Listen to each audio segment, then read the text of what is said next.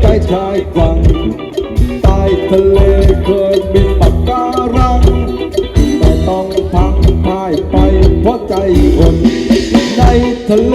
มีกุ้งหอยปลาปูปะการังเป็นที่อยู่ที่กินทะเลสุขคนสุขทุกแดนดินทะเลสิ้นคนเศร้าจนเงาตายทะเลก็มีชีวิตทะเลก็มีหัวใจไปเที่ยวทะเลกันไหมไปนั่งดูปะการัง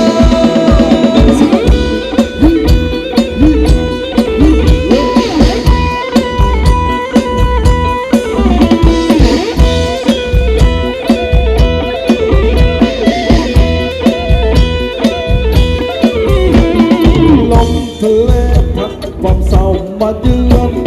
คอยย้ำเตือนว่าทะเลเธอวิกฤตใต้ทะเลต้องลงตาลายชีวิตเพราะคนผิดโกงทำลายนักชายฝั่งทำทะเลให้คนเป็นทะเลตามทะเลด้วยแนวรั้วปะการังโลกทะเลจะได้ดูในตาช้าง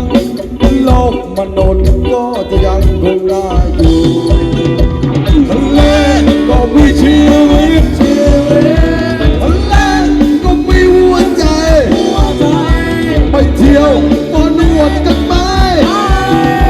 ไปนั่งดูปะการังเอาสักหน่อยปีใหม่แล้วเอาสักหน่อยเอาเรื่องที่มีแอนดาหน่อย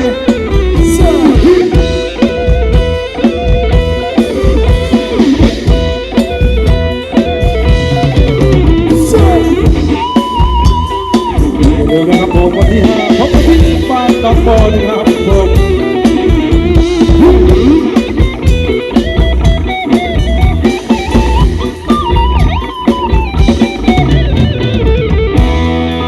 น้ำใส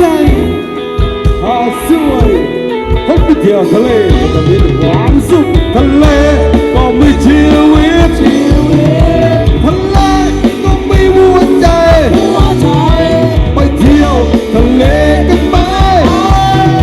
ไปนั่งดูปะการังทะเลก็มีชี